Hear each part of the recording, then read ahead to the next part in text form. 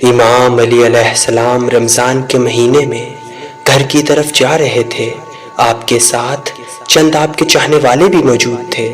جیسے ہی آپ کا گزر قبرستان سے ہوا تو قبروں کے بیچ میں سے گزرتے ہوئے آپ ایک قبر پہ رک گئے تو آپ کے چاہنے والے نے پوچھا، یا علی، آپ ان قبروں کو اس طرح کیوں دیکھ رہے ہیں؟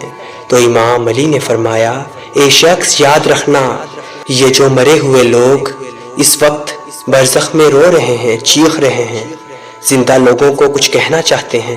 تو لوگوں نے پوچھا، یا علی، کیا کہنا چاہتے ہیں؟ تو امام علی نے فرمایا، جب بھی رمضان کا مہینہ آتا ہے تو مرے ہوئے لوگ زندہ لوگوں سے مخاطب ہو کر کہتے ہیں، اے لوگو، اس مہینے کی قدر کرو، اس میں ایک نیکی کا ثواب 70 نیکی کے برابر ہے۔ اس مہینے کو اس طرح نہ گوانا جس طرح ہم نے اپنی زندگی میں گوا دیا۔